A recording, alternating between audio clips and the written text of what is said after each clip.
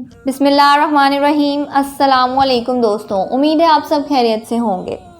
حیرت انگیز کہانی مرغول شکاری کی۔ شکاری مرغول آنکھوں سے اندھا تھا۔ اس کے اندھا ہونے کے پیچھے بھی ایک پراسرار داستان تھی۔ ہوا یوں کہ ابھی یہ نگرہ آباد ہی ہو رہا تھا جس میں وہ رہتا تھا۔ وہ ایک تیز رفتار ہرن کے پیچھے بھاگتا ہوا یہاں تک پہنچا۔ وہ کانپ رہا تھا اور ہرن یہاں پہنچ کر پہاڑی کے نیچے اوجھل ہو گیا۔ وہ سرحد تھی اور اس سے آگے جانے کا قانوناً حکم نہ تھا، اور قانون صرف انسان کے لیے ہے جو مہذب ہے، پڑھا لکھا ہے، اپنا اور سماج کا اچھا برا سمجھ سکتا ہے۔ اس چوکٹتے بھرتے ہرن کے لیے نہیں جو ایک ملک سے دوسرے ملک میں بغیر ضروری کاغذات کے داخل ہو جاتا ہے۔ لہٰذا مرغول وہاں رک گیا۔ اس نے پہاڑ کے دامن میں ایک تختی پر لکھا دیکھا جس پر لکھا تھا بغیر اجازت نامے کے آگے بڑھنا قانوناً منع ہے، اور یہ قانون دونوں ملکوں کے حکم کی مرضی سے بنایا گیا تھا۔ مرغول کو اپنی شکست کا بڑی شدت سے احساس ہوا، بے بسی پر افسوس ہوا اور انسان ہونے پر ندامت ہوئی۔ گہری سانس لیتے ہوئے دائیں ہاتھ میں وزنی بندوق تھامے کیچڑ سے لت پت اپنی شکاری بوٹوں کو دیکھنے لگا، اور اس کے جسم سے پسینہ یوں پھوٹ پڑا جیسے چشمے سے پانی ابل پڑتا ہے۔ اس نے اپنے ارد گرد نظر گھما کر دیکھا۔ دائیں طرف ایک اونچا سرمیل پتھروں والی پہاڑی تھی جس پر ہری بھری بوٹیاں لگی تھیں۔ سامنے دور تک سرسبزہ میدان پھیلا تھا جس میں اونچے گھنے درخت جھوم رہے تھے۔ بائیں جانب وسیع گہرا سمندر تھا جس کا پانی دیوانوں کی طرح ساحل سے ٹکرا رہا تھا، اور پیچھے وہ جنگل تھا جسے وہ پھلانگ کر آیا تھا، اور اس سارے ماحول میں نیلا آسمان کے تلے ایک نیل نگر تعمیر ہو رہا تھا جس میں انسانی ضروریات کی تمام چیزیں مہیا کی جا رہی تھیں۔ فصلیں ابھی آدمی کے قد تک ہی اونچی ہوئی تھیں اور نگر کا بڑا دیوار کھڑا کیا جا رہا تھا۔ اس نے دیکھا کہ سب اچھا ہے اور اس نے وہاں رہنے کا ارادہ کر لیا اور وہاں رہنے لگا۔ کچھ ہی دنوں کے بعد وہ اس دنیا کا ایک حصہ بن گیا، اور نگر کے دوسرے لوگ اس سے جاننے لگے اور وہ ان سے واقف ہو گیا۔ لہٰذا وہ سورج نکلتے ہی نگرے دوار سے باہر نکلتا اور اپنی بندوق کے بلبوتے پر شکار کر کے شام کو واپس لوٹ آتا۔ ایک شام جب وہ کچھ خرگوش مار کر لوٹ رہا تھا، اس نے ایک بڑی ہی عجیب منظر دیکھا۔ ایک سیاہ فام الف ننگی عورت سمندر سے نکلی اور ساحل کی ریت پر اپنے پاؤں کے نشان چھوڑتی ہوئی پہاڑوں کی طرف بڑھنے لگی۔ عورت کا جسم بلکار پرکشش تھا اور ڈوبتے ہوئے سورج کی روشنی میں اس کے جسم کا انگ انگ چمک رہا تھا۔ مرغول کے ذہن میں تھل پھتلی سی ہوئی، اور اچانک اس نے دیکھا کہ مرے ہوئے خرگوشوں میں سے ایک خرگوش نے آنکھ کھولی، ایک انگڑائی لی اور پھر اس کی رسی کا کھلا کھول کر وہ جنگل کی طرف بھاگ نکلا۔ مرغول اچھا شکاری تھا، مگر قدرت بھی بڑی ستم ضعیف چیز ہے کہ آدمی کو سب کچھ نہیں دیتی۔ لہٰذا مرغول قوت مردانہ سے محروم تھا، لیکن خرگوش کی اس حرکت نے اس کے جسم میں ایک عجیب طرح کی پھرتی پیدا کی، اور وہ محسوس کرنے لگا کہ وہ اس احساس سے دوچار ہوا ہے جس سے زندگی بھر اس کا سابق نہیں پڑا تھا۔ وہ خوش ہوا اور دیوانے وار اس عورت کے پیچھے بھاگا۔ عورت بلک کی تیز رفتار سے چلنے لگی اور پھانکتے ہوئے اس کی پیچھے جا رہا تھا۔ سورج پہاڑوں کے پیچھے غروب ہو رہا تھا اور سارے میں دھینا لگا پھیل گیا، اور اس دھند لگے میں وہ عورت پہاڑوں کے ایک کھول میں داخل ہوئی اور نظروں سے اوجھل ہو گئی۔ وہ لپک کر کھول کے ہاتھ تک پہنچا اور اس نے دیکھا اندر گہری تاریکی ہے اور کچھ دکھائی نہیں دے رہا۔ اس نے پکارا، اے عورت، تو کہاں ہے؟ ہم تم سے ملنا چاہتے ہیں، تو ہماری زندگی کے لیے لازم ہو گئی ہے۔ اے شکاری مرغول، اندر مت آنا، کھود کے دان سے آگ کی زمین تم پر آگ برسائے گی اور تو اپنے اندر کے جذبات اور باہر کی آگ میں جل کر راکھ ہو جائے گا۔ اگر تو مجھے پانا چاہتا ہے تو برسوں تک تجھے انتظار کرنا ہوگا، اور پھر کہیں جا کر تو وصول کر سکے گا۔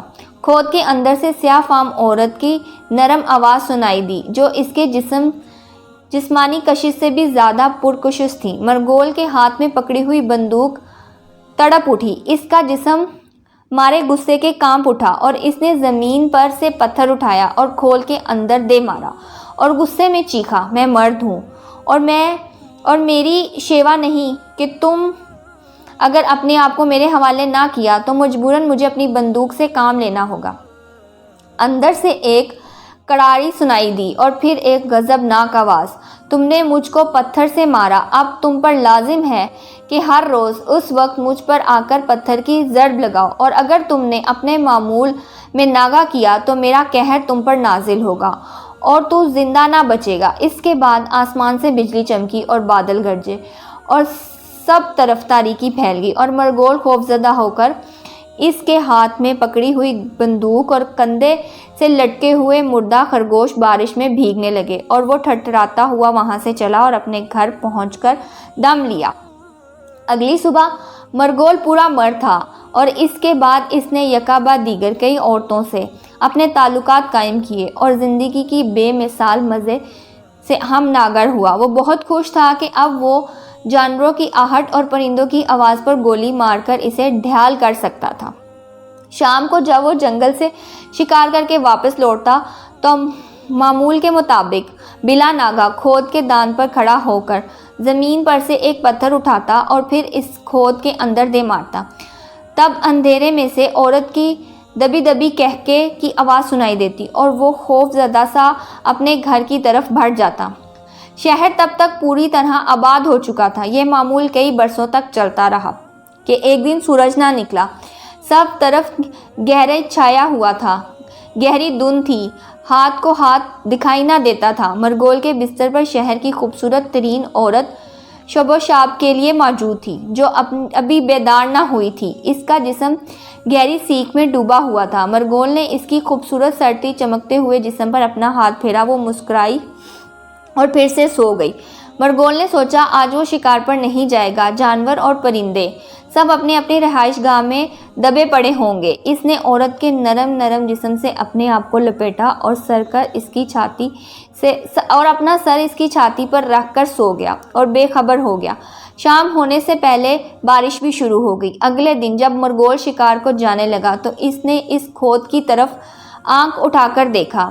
الف ننگی سیاہ فام عورت دب پر کھڑی تھی۔ اس کا چہرہ غضبناک تھا اور کٹکٹی باندھ کر مرگول کی طرف دیکھ رہی تھی۔ مرگول غیر ارادی طور پر جیسے کسی جادو نے اسے جکڑ رکھا ہو آہستہ آہستہ کھود کی طرف بڑھنے لگا اور پھر عورت کے بالکل مقابل کھڑا تھا۔ اس میں بولنے تک کی قوت نہ تھی۔ تم نے کل اپنے معمول کو توڑ دیا شکاری مرگول، تم نے کل جو پتھر مجھ پر نہ مارا، اس پتھر کا کیا ہوا؟ اور میرے جسم کا وہ حصہ جس پر کل چوٹ نہ پڑی، اس کا کیا ہوا؟ میں نے تمہارے جسم کو جو طاقت دی تھی وہ قدرت نے تمہیں عطا نہیں کی تھی۔ شرط تھی کہ تم بلا ناغہ مجھ پر پتھر برساؤ گے۔ تم نے وعدہ خلافی کی، لہٰذا سزا کے لیے تیار ہو جاؤ۔ یہ لمحے جو تم گزار رہے ہو، یہ سانسیں جو تم لے رہے ہو، تمہاری زندگی کی آخری سانسیں ہیں۔